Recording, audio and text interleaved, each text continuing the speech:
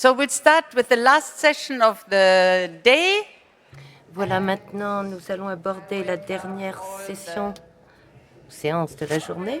And I will give the floor directly Je vais passer le micro directement Alain, à Alain, who's the former and first director of Epicenter. qui était l'ancien et le Alain, the premier floor is yours. directeur d'Épicentre. Alain, à toi. Merci, Claudia. C'était il y a 40 ans. En tout cas, c'est un grand plaisir de me trouver auprès de Claudia aujourd'hui. Quand on plaisantait pendant la pause, on disait qu'on est l'os de l'intervalle de confiance d'Épicentre. Alors, cette dernière séance est consacrée à la mortalité, la manière dont nous mesurons la mortalité et qu'est-ce qu'on fait de ces données de mortalité ensuite. Vous verrez que beaucoup de choses ont été développées au fil du temps. Et c'est donc l'objectif de cette dernière séance. Claudia a eu la gentillesse de préparer 2 ou 3 diapos pour introduire, pour présenter cette dernière séance. Alors, cette diapo-là,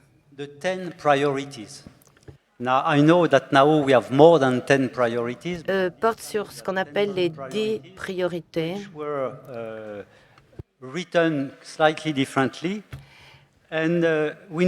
Nous les avons formulées un peu différemment. Il faut un peu d'historique. La première priorité, c'est une évaluation rapide du statut sanitaire de la population. Ça comprend plusieurs choses, les enquêtes de mortalité, les enquêtes nutritionnelles, la couverture vaccinale, les abris, l'approvisionnement en eau, les kilocalories par personne et par jour, et d'autres paramètres que nous avons été à même de collecter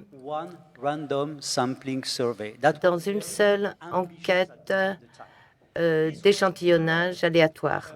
C'était un exploit à l'époque. On a développé cela au milieu des années 80 avec des collègues d'autres ONG et des collègues de MSF, d'Épicentre, ou de ce qui allait devenir Épicentre, et du CDC américain. Ce matin, j'ai entendu un commentaire de la part d'un certain Ronnie Wallman. Ronnie Bowman, il a à peu près mon âge, il travaille encore. Si tu nous regardes, Ronnie, salut. Je dis ça parce que le CDC américain était un acteur essentiel pour organiser la coopération, le travail entre toutes les ONG lorsqu'on devait faire face à des situations très graves. La première, c'était la Somalie entre 1981 et 1983. L'unité qui s'occupait des réfugiés, il y avait Ronnie, Mike Toole et Ahmed Magan de Somalie. Ces hommes-là et Vincent Fauveau, beaucoup d'entre vous ne le connaissaient pas, je pense, étaient les premiers chez MSF à développer des guidelines, des recommandations pour le traitement des principales pathologies dont on s'occupait. C'est dans ces années qu'on a commencé à vraiment collaborer entre ONG. Et c'était un vrai défi à l'époque. Voilà pour eux, et d'où ces 10 priorités que nous avons établies ensemble. Deuxième diapo, pour voir ce qu'on a pu accomplir. 170, c'est une sous-estimation du nombre d'enquêtes de mortalité réalisées par Épicentre, 170. La première, si je ne me trompe pas, a été réalisée par quelqu'un qui se cache là-bas au fond, Bernard Pécou. One of the colleagues of Epicentre. C'est un des collègues à Épicentre. Ça s'est déroulé au Soudan, cette enquête. Et le taux de mortalité constaté, c'était basé sur des données de surveillance.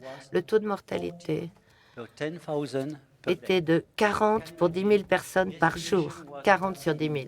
Vous imaginez, en 4 mois, 25% de la population a disparu.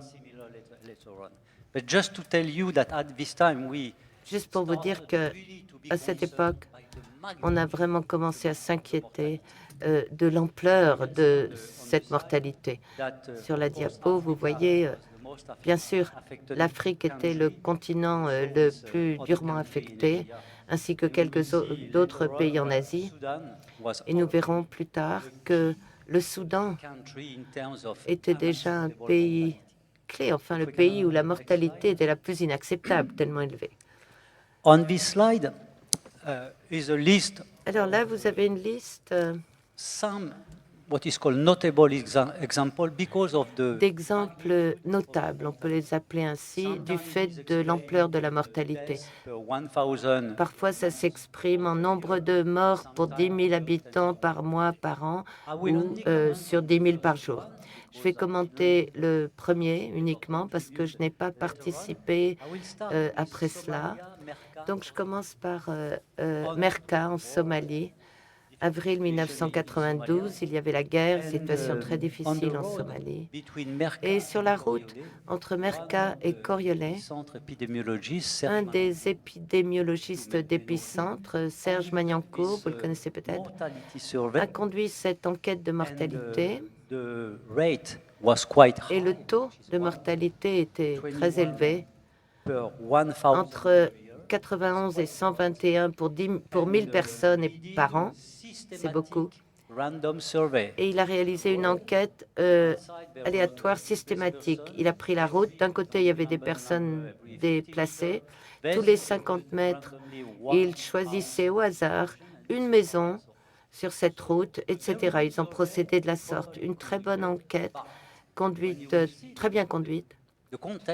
Mais quand vous verrez le contexte, ça menait un grand débat chez MSF parce que les véhicules utilisés par l'équipe pour réaliser cette enquête étaient protégés par des militaires. Équipés de mitraillettes qui entouraient la voiture, le véhicule. C'était tout à fait unique. C'était une première chez MSF à l'époque et ça n'a jamais été répété dans les mêmes conditions. Donc, très belle enquête, mais un contexte qui soulève beaucoup de questions et qui a mené à des débats houleux chez MSF. Deuxième cas, deuxième enquête de mortalité, Goma au Rwanda, 1994. 800 000 réfugiés du Rwanda qui ont franchi la frontière en moins de 3 jours. Vous imaginez, on a dû faire face à cet afflux massif en un espace de temps très court, sur un laps de temps très court, et en même temps le début de l'épidémie de choléra. À l'époque, Christophe Paquet, qui ne pouvait pas être avec nous aujourd'hui, a été envoyé par Épicentre pour effectuer une enquête de mortalité. Le CDC américain et le HCR, le Haut Commissariat pour les réfugiés, n'étaient pas fans de cette enquête. Ils se disaient non, mais c'est le choléra, on sait, c'est toujours sévère, on va s'en occuper. Et Christophe a eu le culot de leur dire excusez-moi, mais je tiens à réaliser cette enquête. Il l'a réalisée. En 2 étapes, schéma classique, 4000 personnes enrôlées dans l'enquête. Et le CMR, le taux de mortalité était entre 20 et 25 pour 10 000 personnes par jour. Après nos calculs, on s'est aperçu que 10% de la population était mort en l'espace d'un mois. Et c'était bien sûr à cause du choléra, mais aussi à une flambée épidémique de Shigella qui s'est déclarée juste après le début de l'épidémie de choléra, le SD1. C'était incroyable.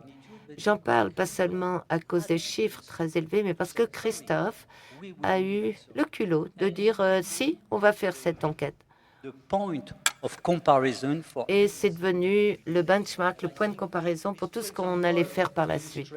Et ces 2 exemples illustrent non seulement la qualité qu'on peut obtenir dans les enquêtes de mortalité dans des conditions très difficiles, mais le contexte aussi. On y reviendra avec Javid.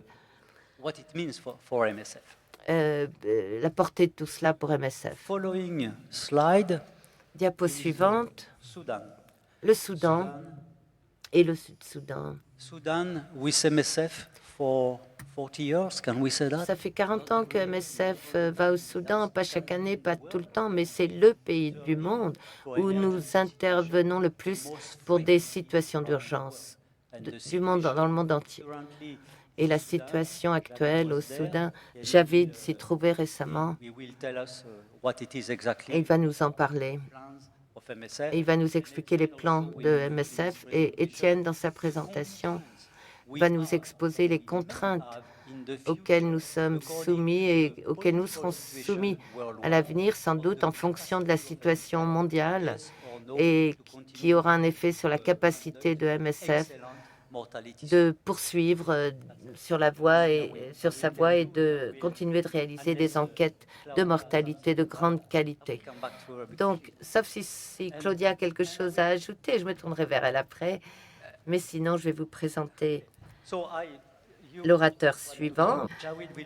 Alors, c'est Jawid qui va parler d'abord. Yes, I should. Hello, my name's Javid. I'm an emergency. Merci beaucoup. Je suis urgentiste. Je m'appelle Javid et je suis actuellement président international de MSF. Je n'ai pas encore l'habitude de me présenter ainsi, mais merci de me recevoir. Merci pour cette introduction et tout l'historique. C'était très intéressant et ces enquêtes de mortalité très impressionnantes. Je voulais vous donner un aperçu rapide quant à l'importance de ces enquêtes pour MSF et plus généralement pour la réponse humanitaire. D'abord, pour nos opérations, c'est essentiel pour établir des priorités pour l'allocation des ressources. Et grâce à une enquête de mortalité, vous savez où vous devez aller pour travailler, pour être efficace. Et ça vous aide à décider des priorités au sein de votre intervention. Comment allouer vos ressources au mieux et si vous faites la bonne chose au bon endroit. Mais au-delà de ça, ça nous aide beaucoup dans le cadre de notre action de témoignage et de plaidoyer.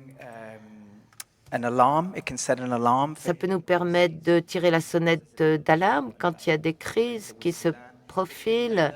On l'a vu avec le Soudan, ça nous permet d'alerter le grand public, mais c'est aussi l'exercice de témoignage. Nous sommes témoins de cette situation. Nous avons compté les morts. On connaît les chiffres et ces gens sont importants. Donc, ne fût-ce que pour cette raison, les enquêtes de mortalité sont extrêmement importantes. Et sans ces chiffres crédibles et fiables, on risque de surestimer ou sous-estimer la réponse à mettre en place et on risque de ne pas pouvoir rassembler les acteurs les plus pertinents lorsqu'on garde ces crises sous le manteau, qu'elles sont invisibles. Il y a aussi un aspect juridique là-dedans. On sait qu'on ne s'engage pas activement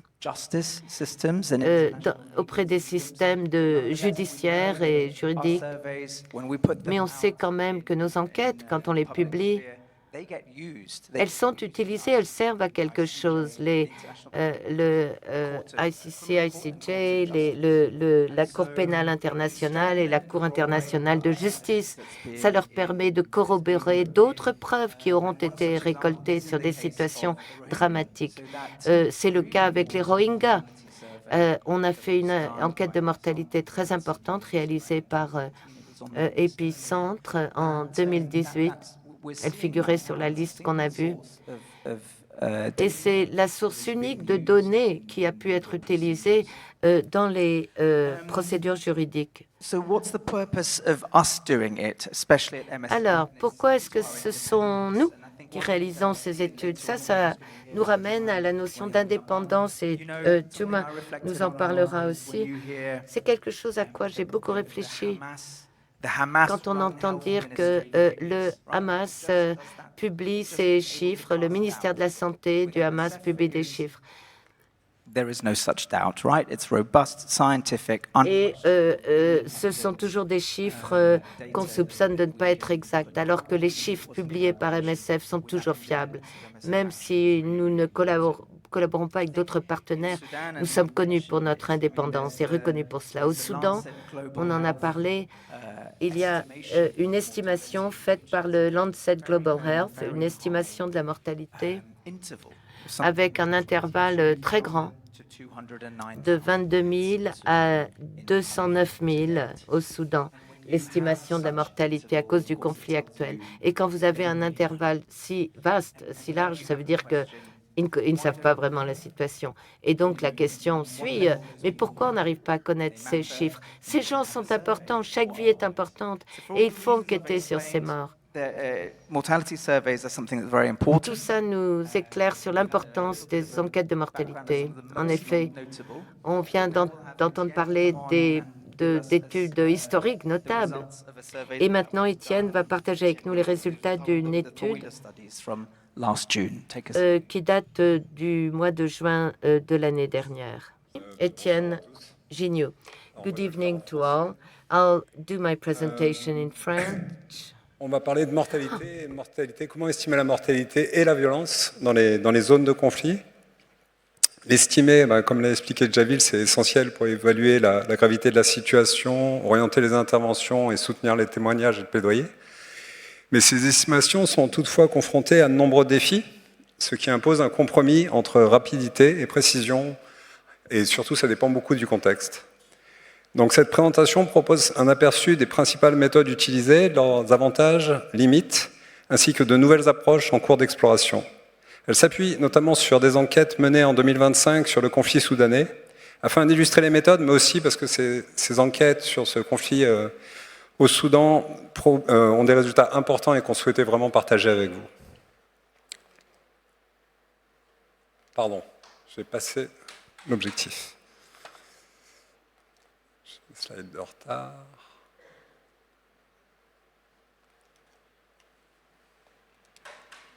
Yeah. Alors pour chaque méthode sera analysée à l'aide d'un cadre commun en tenant compte de la complexité et des ressources nécessaires, des autorisations requises, de la rapidité d'obtention des résultats et de la fiabilité des données. Également, nous évaluerons dans quelle mesure la population enquêtée constitue un proxy pertinent de la population réellement exposée à la violence et à la mortalité. Première catégorie de méthodes, simple et rapide pour obtenir des indications sur l'ampleur de la mortalité, peut être illustrée par ce communiqué de presse du 24 avril 2002 en Angola. À notre arrivée à Bunge, nous comptions 14 décès par jour sur une population de 14 000 personnes environ. Explique Thierry Alafort du Verger, responsable de la cellule d'urgence Angola. Nous avons compté plus de 1050 tombes fraîchement creusées. Bunge est une ville fantôme dans laquelle se sont installés des déplacés dépourvus de tout entre septembre et février dernier. Et pour l'anecdote, quelques mois après, il y a eu une enquête faite par Vincent, ici, sur ce même cours. Mais ça, c'était la première partie, la première vraiment estimation très rapide en arrivant. Et dans ces estimations rapides, il y a plusieurs approches, telles que le comptage de tombes, mais également des échantillons de convenance constitués lors d'activités de masse ou des enquêtes simplifiées. Ces méthodes sont rapides à mettre en œuvre et nécessitent peu de ressources, souvent avec un appui technique à distance. Elles ne requièrent pas toujours d'autorisation formelle, mais supposent un accord local et des conditions de sécurité minimales. Les outils sont volontairement simplifiés, la représentativité est limitée et la qualité des données, notamment sur les causes de décès ou les âges de décès, reste plus faible. Bien conçues pour répondre à des besoins opérationnels immédiats, ces estimations rapides peuvent néanmoins avoir une forte valeur et parfois un impact externe important, comme ça a été le cas à Bunge, ainsi qu'à Banqui en 2018, où une enquête auprès des maires a été réalisée lors d'une distribution et d'une campagne de vaccination de masse, ou à Zamzam, un très grand camp au Darfour, où une enquête simplifiée a été menée en 2024. Un deuxième type de méthode sont les enquêtes auprès des populations déplacées, qui constituent une approche couramment utilisée. Elles reposent sur des méthodes éprouvées, qui ont été évoquées précédemment, et produisent des données généralement de bonne qualité, mais nécessitent des autorisations et imposent souvent des délais de mise en œuvre. Dans des contextes de déplacement répétés, ces enquêtes peuvent toutefois être biaisées, notamment en raison de périodes de rappel longues et du fait qu'elles ne couvrent que les ménages ayant atteint les sites d'accueil. Les résultats doivent donc être interprétés en tenant compte de la dynamique des déplacements. Les diapositives suivantes illustrent cette approche à travers deux exemples récents du conflit soudanais. Donc, on va parler méthode, mais on va aussi parler résultats sur cette partie-là. Donc, comme vous le savez, le conflit au Soudan se poursuit depuis avril 2023. Il a entraîné des déplacements massifs à l'intérieur du pays ainsi que vers les pays voisins. Un état de famine a été déclaré au Darfour en 2023. Dans cette région, plusieurs crimes de masse ont été commis, notamment à El Geneina, comme nous avons pu en témoigner, vous le présenter dans cette même conférence par le passé. Et depuis El Jeninah, il y a eu le camp de Zamzam qui a été attaqué, puis la ville d'El Fasher qui est tombée. Entre ces deux événements, Zamzam et El Fasher, nous avons mené 2 enquêtes qui nous ont permis de documenter la situation des personnes ayant fui Zamzam, à la fois dans leur camp d'arrivée et concernant les événements qu'elles ont vécus à Zamzam même et lors de leur déplacement. La population de Zamzam a fui vers plusieurs destinations, principalement Taouila. Voilà. Et pour certains, le Tchad a plus de 400 km. Des enquêtes rétrospectives ont été menées à Taouila en juin 2025 sur un site accueillant environ 550 000 déplacés où MSF Paris intervient. Et en août, au Tchad, dans le camp d'Our-Kassoni, qui abrite environ 80 000 réfugiés et où MSF Bruxelles est présente. Les 2 enquêtes utilisaient une période de rappel débutant en avril 2024 afin de documenter les périodes avant, pendant et après la fuite de Zamzam. Elle visait à estimer la mortalité rétrospective brute et infanto-juvénile, les causes de décès et l'exposition à la violence. Un échantillonnage spatial a été appliqué, basé sur les toits du camp à Taouila et sur des grappes tirées aléatoirement à Our-Kassoni. Au total, 777 ménages ont été enquêtés à Taouila et 1008 ménages répartis en 126 grappes à Our-Kassoni. Près de 60% des déplacés de Taouila étaient arrivés depuis le mois d'avril, donc depuis l'attaque de Zamzam, et l'enquête menée à Our-Kassoni a porté sur les personnes arrivées depuis avril, qui représentaient environ 80 000 individus. À Taouila, le taux de mortalité chez les hommes était significativement plus élevé que chez les femmes. Parmi les ménages arrivés depuis avril, le taux de mortalité atteignait 1,24 décès pour 10 000 personnes et par jour. 31 membres ont aussi été déclarés disparus dans l'échantillon, ce qui correspondait à un taux de disparition en plus de la mortalité, de 0,69 pour 10 000 et par jour. La principale cause de décès rapportés par les répondants était la violence, représentant 56% des décès. Parmi les décès violents pour lesquels des informations étaient disponibles, la majorité était due à des tirs par arme à feu, suivis des explosions. Près de 70% des décès violents concernaient des hommes âgés de 15 à 60 ans. Les décès violents sont survenus le plus fréquemment sur le lieu de départ à Zamzam et à El Fasher, et plus de 40% ont eu lieu en avril 2025, avec d'autres pics en juin 2024 ainsi qu'en janvier et février 2025. Depuis le début de la période de rappel, 9% des membres de ménage ont subi au moins un épisode de violence. Pas forcément violence fatale, mais dont certains ont été fatales. Parmi les personnes arrivées depuis avril, cette proportion atteignait 13%. La majorité des épisodes ayant lieu sur la route, aucune violence sexuelle n'a été captée par l'enquête, malgré des informations suggérant le contraire, ce qui indique probablement, très probablement, une forte sous-estimation. Similairement, parmi les réfugiés au Tchad, le taux brut de mortalité depuis avril a été estimé à 1,41 décès pour 10 000 personnes et par jour, et le taux de mortalité des moins de 5 ans à 1,06. La majorité des décès étaient dus à des actes de violence survenus principalement en avril 2025 ou dans les semaines suivantes. Les violences mortelles se sont produites principalement sur le lieu d'origine à Zamzam et à El Fasher, ou lors du déplacement initial. Tandis que les violences non mortelles étaient plus réparties entre le déplacement initial et les déplacements ultérieurs. En plus des décès dus à la violence, des traumatismes non intentionnels, le paludisme, les diarrhées et la malnutrition, donc en plus pour les autres causes de décès, les traumatismes non intentionnels, le paludisme, les diarrhées et la malnutrition ont également été rapportés comme cause de décès. Parmi les décès violents, les principales causes étaient les fusillades, les passages à tabac et les blessures par explosion. La mortalité a touché de manière disproportionnée, là également, les hommes adultes avec un âge médian du décès de 35 ans. Des expériences de violence, dont certains fatales, ont été rapportées par 17% des individus. Vous vous souvenez, 13% à Taouila, ici 17%, un camp qui est plus loin. Majoritairement des adultes, les violences ont affecté les femmes et les hommes de manière similaire, mais avec toutefois des profils différents selon le sexe. Et le plus souvent, les violences ont été commises par des individus en uniforme. Quelques cas de violences sexuelles ou basées sur le genre ont été rapportés, mais très probablement largement sous-estimés. Ces 2 enquêtes ont permis de décrire la situation d'une partie des personnes ayant fui Zamzam après son attaque et El Fasher avant la chute de cette ville. Elles donnent une image précise et dramatique des violences subies sur les lieux de départ et également lors du déplacement, tandis que la situation dans les sites d'arrivée apparaît globalement moins préoccupante. Ces enquêtes sont essentielles pour documenter les événements, témoigner et orienter nos interventions. Elles présentent toutefois des limites, notamment le fait de ne couvrir qu'une partie de la population, celle ayant réussi à fuir et que l'on a pu rencontrer. Elles montrent également les difficultés à recueillir dans ce type de dispositif des informations sensibles, en particulier sur les violences sexuelles.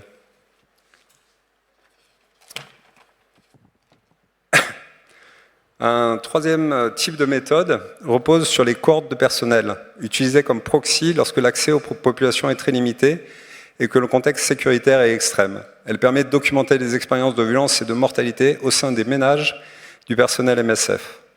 Cette méthode présente toutefois des limites importantes. Les résultats ne sont pas représentatifs de la population générale. Joma, qui sera le prochain présentateur, vous a présenté l'an dernier, lors de cette même conférence, les résultats d'une enquête de ce type menée à Gaza auprès des ménages MSF et de leurs cousins. L'inclusion des membres de la famille élargie, donc les cousins, visait à augmenter la taille de l'échantillon et à se rapprocher davantage de la population générale, sans pour autant constituer un échantillon aléatoire et parfaitement représentatif. Quatrième type de méthode qui repose sur des enquêtes téléphoniques ou par SMS auprès de la population générale. Les enquêtes téléphoniques peuvent être pertinentes lorsque le réseau fonctionne et que l'accès physique est limité, bien que l'obtention des listes de numéros reste un défi majeur, les compagnies ne partagent pas du tout, je pense pour des intérêts commerciaux. Cette méthode a été utilisée à Monrovia pendant l'épidémie d'Ebola et dans le nord du Cameroun, en zone de conflit. Au Cameroun, sur la partie de l'échantillon accessible, une enquête téléphonique et une enquête à domicile ont été menées en parallèle, permettant une comparaison directe. Le taux de réponse était de 43% par téléphone contre 97% en porte-à-porte. Les résultats étaient comparables pour le taux brut de mortalité, mais pas pour la proportion des personnes déplacées, montrant certaines limites de l'approche téléphonique. Les enquêtes par SMS ont également été testées dans le même cadre, mais ont eu un très faible taux de réponse et nous ne les recommandons pas. Cette diapositive présente un cinquième type de méthode innovante, basée sur des enquêtes par réseaux sociaux, en l'occurrence familiaux, que nous espérons mener dans le cadre d'un projet pilote en 2026 au Soudan. L'objectif principal de cette méthode est d'estimer la mortalité excédentaire, toutes causes confondues, depuis le début du conflit au Soudan. Le principe repose sur la collecte d'informations non seulement sur les répondants eux-mêmes, mais aussi sur les décès survenus au sein de leurs réseaux familiaux élargis. Nous avons conduit des simulations fondées sur les données de population, de mouvements et sur des hypothèses de dispersion des familles qui montrent que cette approche pourrait permettre d'inférer des niveaux de mortalité à l'échelle de la population depuis les états accessibles, y compris dans des états actuellement inaccessibles.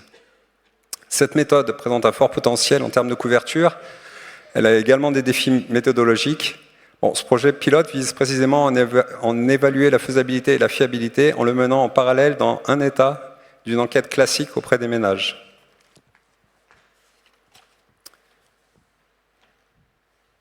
Cette diapositive résume les principaux avantages et limites identifiés pour les différentes méthodes. Toutes les approches rétrospectives partagent certaines limites communes, notamment le biais de rappel, qui augmente la durée de la période de rappel, ainsi que des difficultés liées à la reconstruction des ménages dans des contextes de déplacement, de séparation ou de mouvements répétés. D'autres approches ont été explorées, mais sans vraiment d'application opérationnelle pour nous à ce stade. L'approche par un informateur clé permet des estimations rapides et peu coûteuses, avec un potentiel de suivi en temps réel, mais elle reste moins précise et exposée à la sous-déclaration. L'imagerie satellite constitue une approche indirecte. On compte les tombes à partir de photos satellites. Elle ne nécessite pas d'accès physique. Ça permet de couvrir de vastes zones et de fournir des preuves visuelles.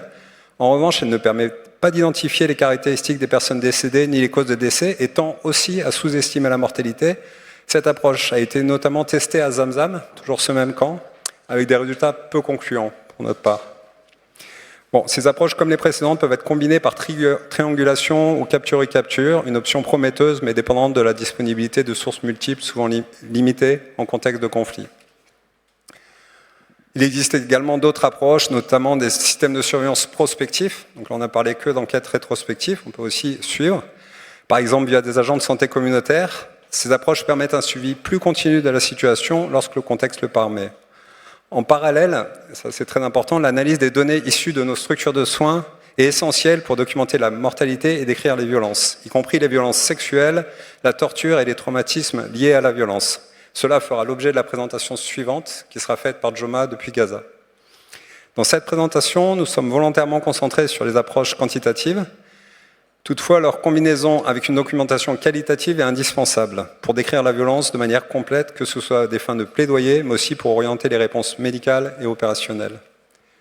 Voilà. Alors, moi, depuis 2 ans, je suis directeur, mais heureusement pour vous, il y a des gens encore qui travaillent. Et donc, j'aimerais remercier Erika et Catherine en particulier, parce que c'est elles qui ont permis de faire ces 2 enquêtes que je vous ai présentées. J'aimerais aussi remercier Jessica, Emmanuel, Benoît, Hugo, Wendeline, Thomas et Joma qui va être introduit par Javid maintenant, parce qu'ils ont travaillé ensemble.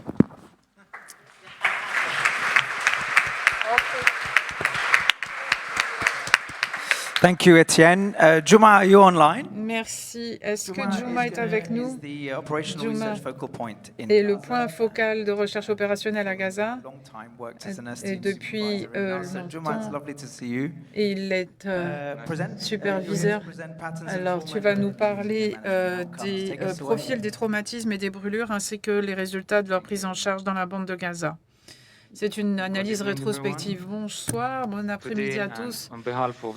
Au nom de l'équipe d'études, je vais vous présenter une étude sur les admissions de trauma et brûlures dans une analyse de cohorte de la période qui va de mai 2024 à juin 2025 au complexe médical Nasser pendant une période de grande perturbation du système sanitaire de Gaza. On va parler des blessures, mais aussi des résultats chirurgicaux à court terme dans un service de brûlerie. Et je vais commencer par exposer le contexte et vous expliquer pourquoi ces données sont importantes. Alors, malgré l'accord de cessez-le-feu d'octobre 2025, la violence et la tuerie de Palestiniens se poursuivent au quotidien. Le nombre total de personnes signalées tuées est de 72 000, plus de 172 000 blessés et plus de 5 000 amputations. Les services hospitaliers, depuis octobre 2023, sont très perturbés et soit 2% de la population qui connaissent des blessures qui vont changer leur vie à jamais. Et il n'y a pas suffisamment de description de la situation, ce qui présente les lacunes qu'il peut y avoir dans ce type d'études et c'est ce que l'on essaye de couvrir. En répondre à cet effondrement, MSF a soutenu plusieurs centres hospitaliers et puis vous pouvez le voir sur la carte. Vous voyez l'hôpital et aujourd'hui je vais surtout vous parler de l'hôpital de Nasser qui est signalé ici sur la carte avec des services qui ont été mis en place en mai 2024 et on a déployé les unités pour les brûlés et les traumatos, ainsi qu'un service de consultation et de microbio avec une équipe chirurgicale spécialisée qui a travaillé dans des conditions difficiles avec des brûlures complexes. Alors, pour gérer ce nombre, prendre en charge ce nombre de cas compliqués, nous sommes confrontés à une pénurie de produits et puis de médicaments, y compris des antibiotiques par voie veineuse et des anesthésiants. Malgré ces contraintes, nous avons réussi à maintenir un certain niveau de qualité de soins. Alors, les critères d'admission, c'était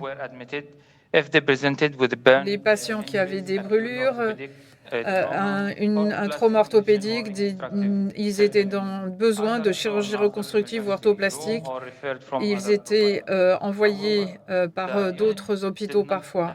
Mais on n'acceptait pas les petits de moins de 6 mois, les patients de moins de 5 kilos, ceux qui avaient besoin de soins intensifs ou d'un autre type de chirurgie plus urgent ou de soins à forte intensité, de soins infirmiers.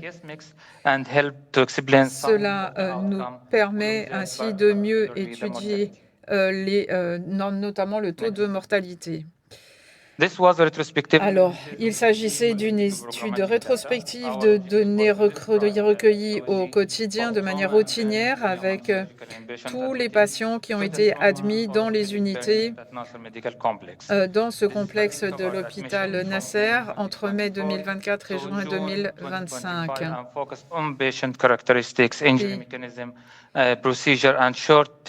Et on parle des résultats, notamment à court terme pour ces patients. Il s'agit de 3029 patients, essentiellement des hommes, avec une petite proportion de moins de 5 ans. La traumato représentait plus de 3/4 des admissions.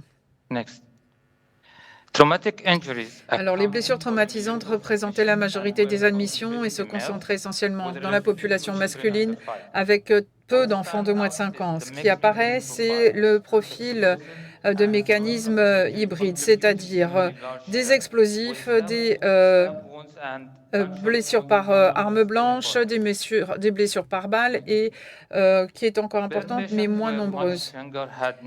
Et pour les patients brûlés, ils étaient beaucoup plus jeunes, quasiment autant d'hommes que de femmes. Le mécanisme dominant était essentiellement des blessures à domicile et n'avait pas forcément des liens directs avec le conflit. Vous avez ici les pyramides des âges, ce qui montre avec une répartition entre les traumatos et les brûlures. Vous voyez surtout des jeunes hommes et des jeunes enfants pour les brûlures, alors que les blessures se trouvent chez les adolescents, pour les blessures les plus traumatisantes chez les adolescents et les garçons. Se représentent donc deux groupes distincts, ce qui demandent des stratégies de prise en charge différentes. Alors, ces deux graphiques montrent les taux d'admission aux deux unités entre mai 2024 et juin 2025, avec deux graphiques avec les différents hôpitaux jusqu'en mai 2025. Les deux lignes. Alors, avec la date du cessez-le-feu et puis la reprise du conflit en mars 2025. La tendance à 14 mois souligne deux tendances épidémiologiques différentes selon les cohortes, liées par le démarrage du projet qui marque le démarrage de nos opérations spécialisées. Puis nous avons été forcés d'arrêter en juin 2025. À gauche,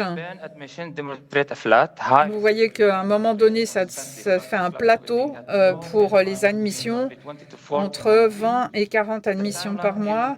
Les événements n'ont pas de corrélation avec les admissions pour les brûlures, ce qui indique que les brûlures, dans ce cas, représentent essentiellement un fardeau de santé communautaire domestique, c'est-à-dire des accidents à domicile, des problèmes, des accidents de cuisine, de cuisson qui persistent indépendamment du contexte géopolitique.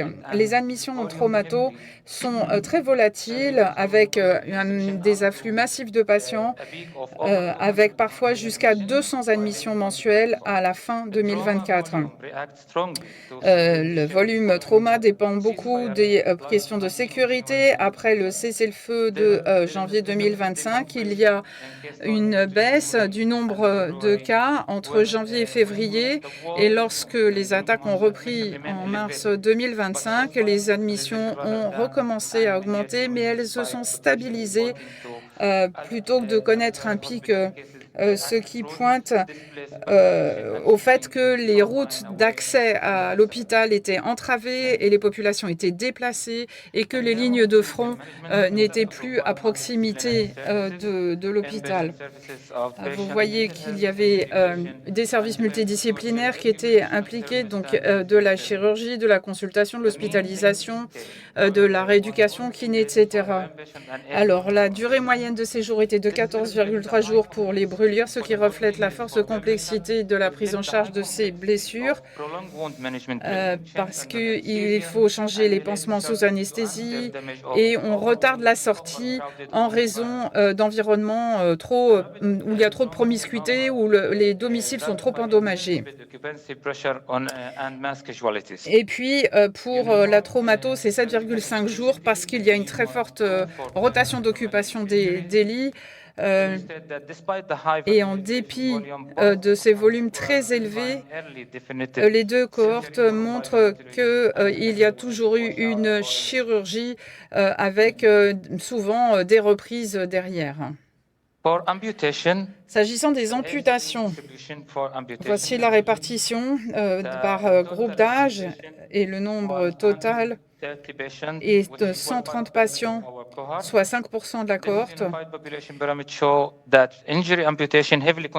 sont essentiellement concentrés chez les jeunes enfants des deux sexes en raison d'une très grande vulnérabilité physiologique, mais ça change ensuite chez des adultes un peu plus âgés de 10 à 39 ans, puisque c'est le résultat d'une exposition aux explosions et aux effondrements de bâtiments dans la zone de conflit.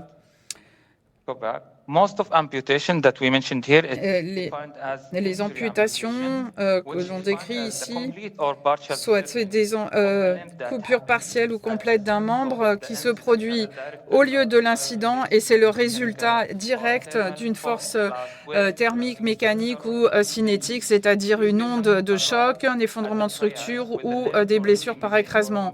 Ces patients arrivent au triage avec le membre manquant ou impossible à sauver, ce qui permet de mesurer le mécanisme extrêmement violent de la violence. Alors, s'agissant de la répartition anatomique des amputations, comme la plupart des cas d'amputation, on parle d'amputation complète ou proximale. Ce sont des membres inférieurs et les de 63,8%, elles se caractérisent par des explosions de plein pied, des structures qui se sont effondrées avec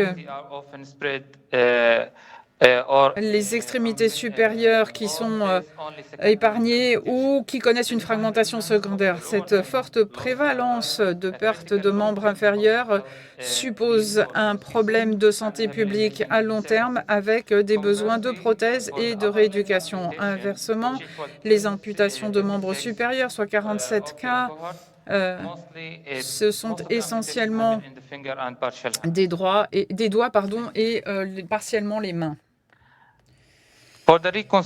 S'agissant des résultats d'intervention en reconstruction, il y a eu deux systèmes. Alors, des lambeaux, des greffes cutanées, 13% pour des greffes cutanées, 3,5% pour des lambeaux.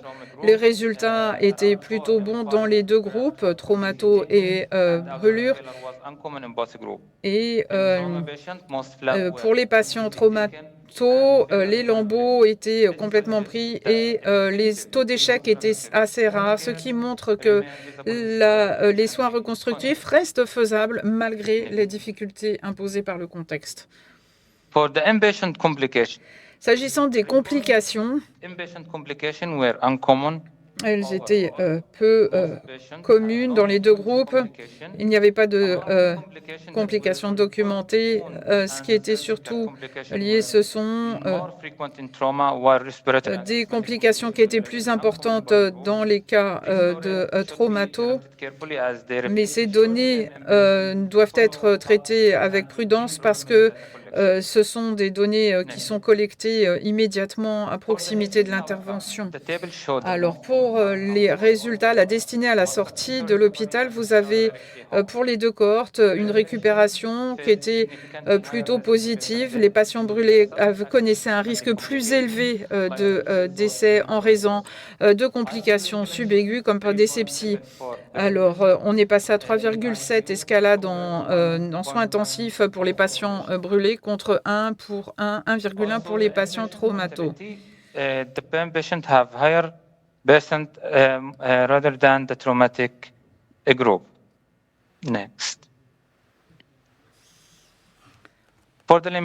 Alors, ces résultats doivent être interprétés à la lumière de limitations très importantes s'agissant des données du programme de routine. On exclut les polytraumatisés et les patients en soins intensifs. On n'a pas pu évaluer non plus les handicaps à long terme, les résultats psychosociaux, mais elles montrent que néanmoins qu'il y a des tendances à prendre en compte et pas uniquement le fardeau de la récupération post-blessure. Le message principal, c'est que ces cas ont des profils épidémiologiques différents, avec des enfants disproportionnellement touchés par les brûlures et le traumato, surtout pour les jeunes hommes adultes, avec une mortalité peu élevés, des taux de complications faibles et des proportions élevées de patients qui ont pu rentrer chez eux. Malheureusement, beaucoup d'amputations et des fractures ouvertes et des brûlures qui supposent qu'il va falloir beaucoup de soins de réhabilitation et de soins de reconstruction. La guerre du 7 octobre est complètement différente des interventions MSF précédentes dans la région, notamment la Grande Marche du Retour, avec des blessures plus graves, un système sanitaire qui est par terre, des pénuries d'intrants et du personnel médical perdu. Cela montre aussi l'importance de maintenir des services de réhabilitation et de chirurgie spécialisés dans des contextes de conflits qui s'éternisent. Enfin, j'aimerais remercier toute l'équipe qui a permis cette étude et dans des conditions particulièrement difficiles, leur engagement auprès des patients pour les aider tout en recueillant toutes les données qui sont nécessaires à cette recherche opérationnelle. Et je remercie l'ensemble des équipes MSF qui nous ont aidés. Merci.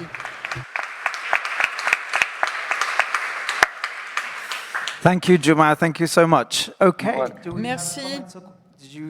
Were you Etienne? Merci, Joma. Est-ce qu'il y a des questions? Je pensais que tu voulais dire quelque chose, Étienne, non? Alors, des questions, des commentaires ici dans la salle ou en ligne? Thank you. I have a question Merci. on the Gaza. J'ai une question au sujet de la présentation sur Gaza. Est-ce que ces données sont similaires à celles que le Hamas a produites?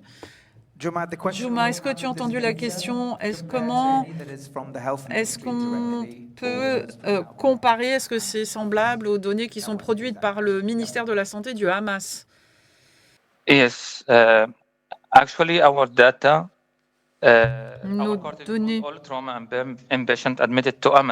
concernent uniquement la période d'étude et c'est représentatif des patients qui ont pu être admis à notre hôpital. Et on n'a pas les personnes qui sont décédées avant ou qui sont décédées ailleurs. Et comme je l'ai dit, ce n'est pas bien décrit. Le contexte, c'est aussi 172 000 blessés. Et donc, 5% de la population qui ont des blessures qui vont les affecter pour toute leur existence. Étienne, j'aimerais ajouter quelque chose au sujet des données des ministères de la Santé et celles de MSF. Pas dans cette étude, mais dans une autre étude qui a été faite par Joma l'année dernière lorsqu'on a fait une enquête par appel téléphonique. On a comparé les données et il n'y avait pas de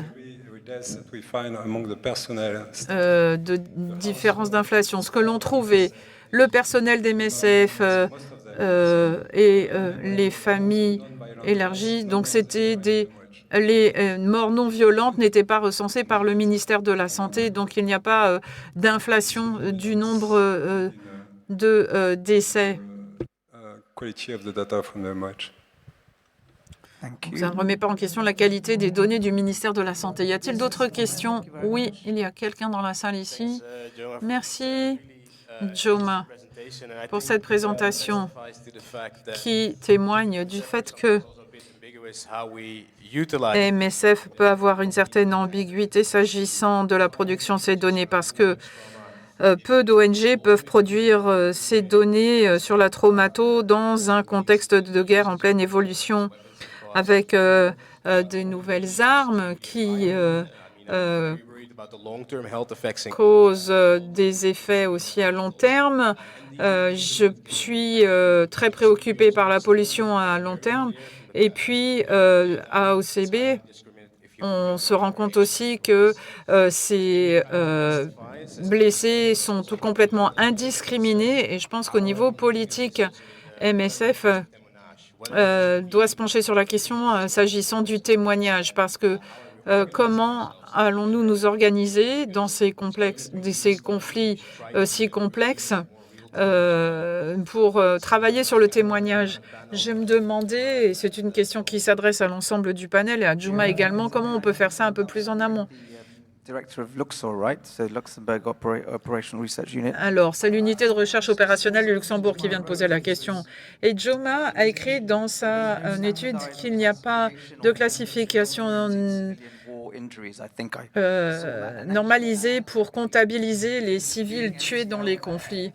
Alors, lorsque j'étais MTL, cela fait un peu écho à ta question. Je me dis comment utiliser ça à l'avenir pour de la médecine légale, c'est-à-dire utiliser ces données à des fins juridiques pour entamer des poursuites à l'avenir. Je n'ai pas réussi à le faire. Je ne sais pas, tu as réussi à le faire, Jomé, mais je me souviens qu'il y avait des victimes de torture qui voulaient apprendre à nos médecins chargés de la migration comment identifier et utiliser ces données à des fins de médecine légale. Et je pense que ce serait intéressant parce que s'agissant des civils dans les conflits, c'est quelque chose d'intéressant que l'on pourrait relever et produire. Alors, si vous me permettez de compléter, aujourd'hui, ce n'est pas une question uniquement propre à MSF. Si l'on considère l'OMS, ils ont beaucoup de données, mais s'agissant du traumatisme et des conflits, ça devient politique. Vous voyez, il y a un peu de blocage là. Et je pense que là aussi, MSF pourrait jouer un rôle très important. Maintenant, c'est comment mettre ça en pratique sur le plan opérationnel, parce que ça suppose aussi une pression sur nos équipes.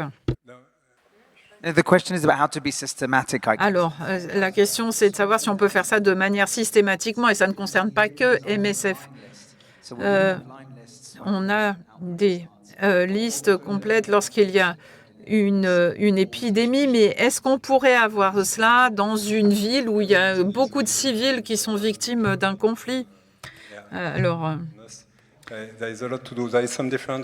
il y a différence avec les épidémies, mais même aujourd'hui, pour Ebola, on est aussi dans une situation à moitié de conflit. C'est une tâche assez ardue. Effectivement, c'est une bonne idée et ce serait quelque chose de nécessaire sur le plan légal.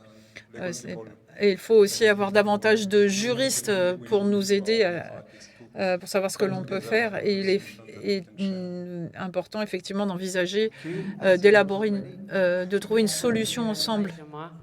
I'm just wondering about whether Je m'interroge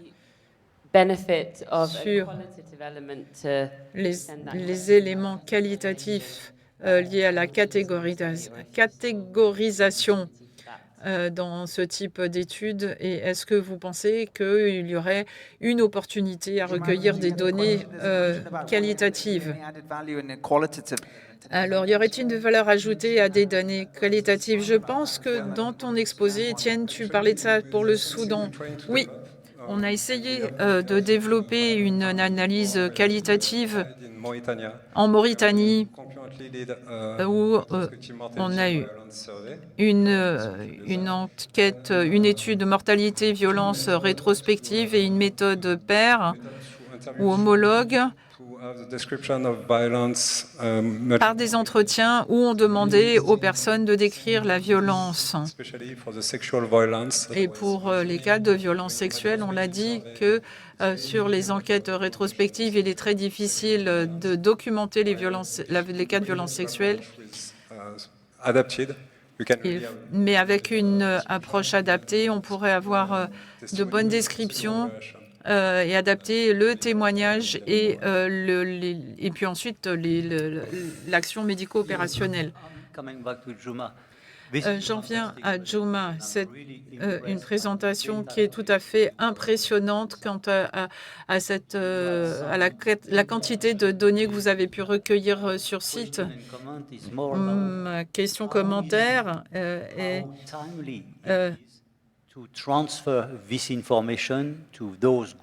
peut-on transférer ces informations à des groupes, à des ONG qui peuvent agir sur ces questions? Parce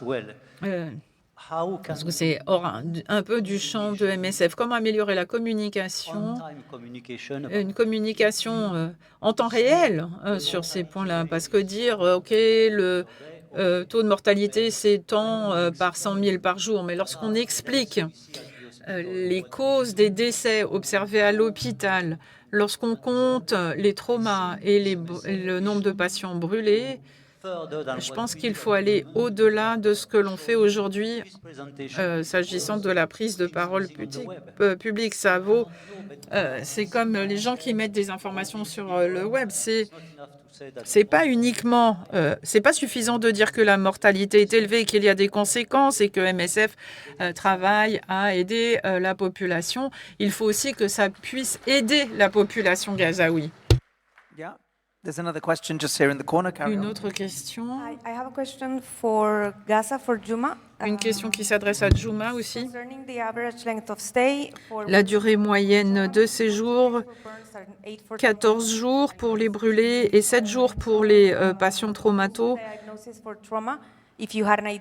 Est-ce que vous avez une idée du diagnostic de traumato? Quelle était la gravité des blessures et pourquoi est-ce qu'ils se récupéraient si facilement? Et quel est le pourcentage moyen de la surface du corps qui était brûlée pour les patients brûlés? J'imagine que ce n'étaient pas des brûlures extrêmement graves, mais en tout cas, si vous avez une idée de la moyenne de la surface du corps brûlé, est-ce qu'il y a une politique de sortie d'hôpital avec des points de OPD qui seraient des relais pour prendre en charge ces patients? Sorry, there was 3 questions in one.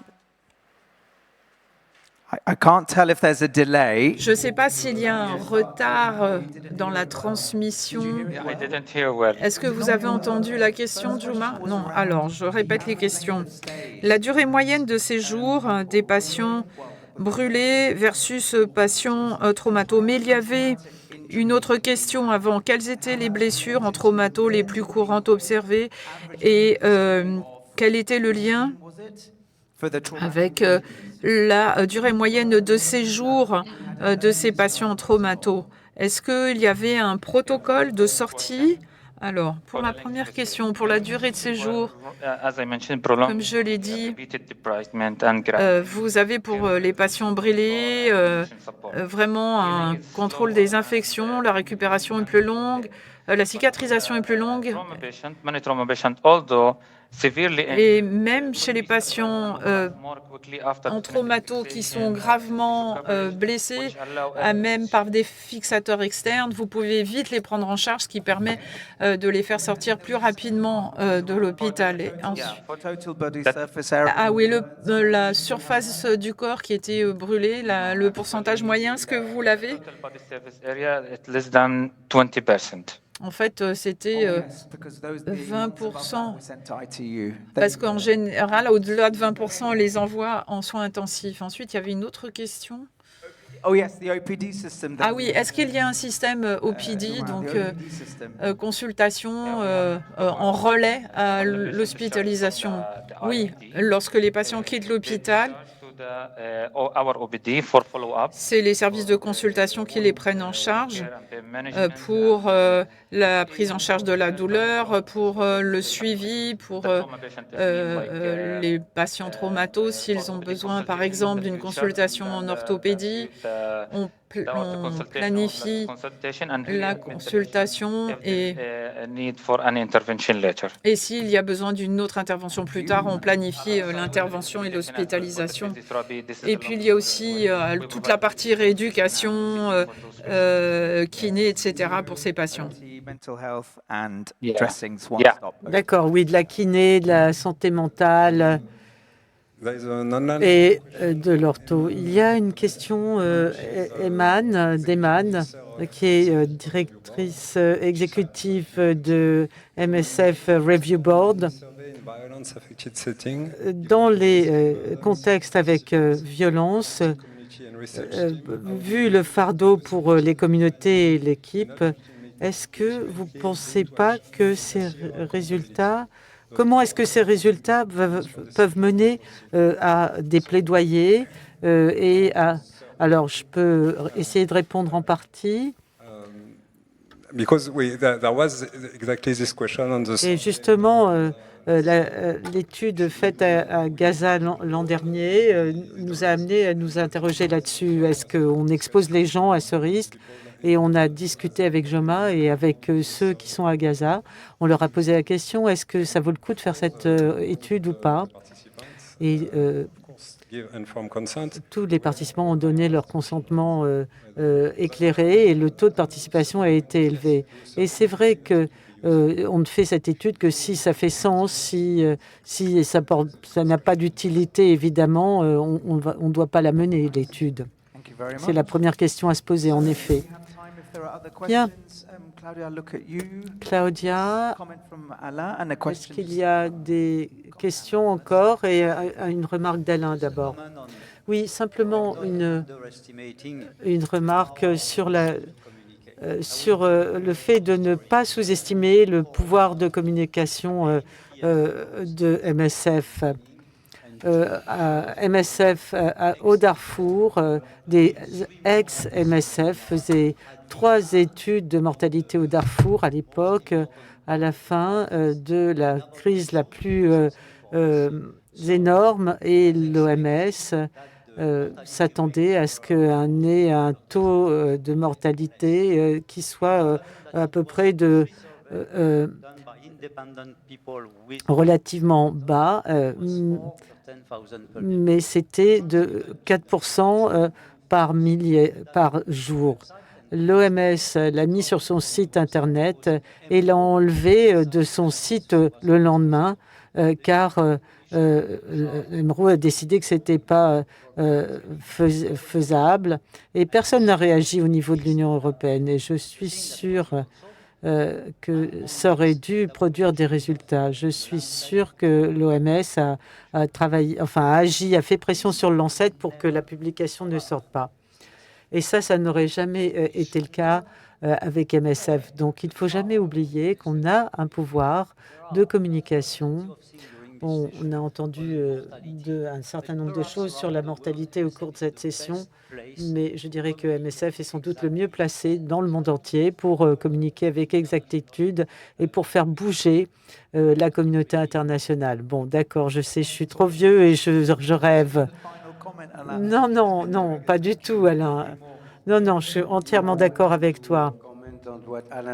Oui, une remarque sur ce que Alain a déjà dit.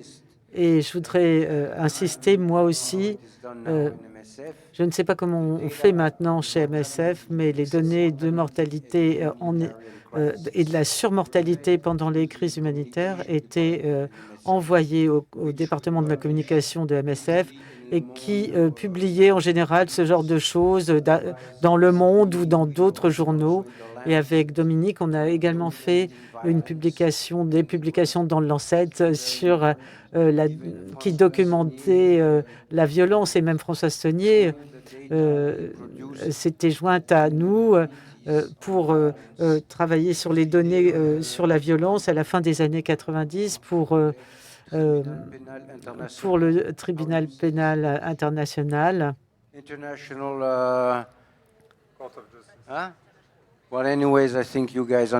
Voilà, je pense que vous avez une idée un peu de comment ça se passait à l'époque. Et j'espère qu'MSF le fait encore. Et je voudrais saisir cette occasion pour féliciter Joma et l'équipe sur cette étude dans des conditions extrêmement difficiles. C'est tellement important de porter témoignage sur l'horreur de cette situation. Oui, merci Joma. Et s'il n'y a pas d'autres questions, je crois que nous pouvons en tout cas vous applaudir avec chaleur. Bravo Joma.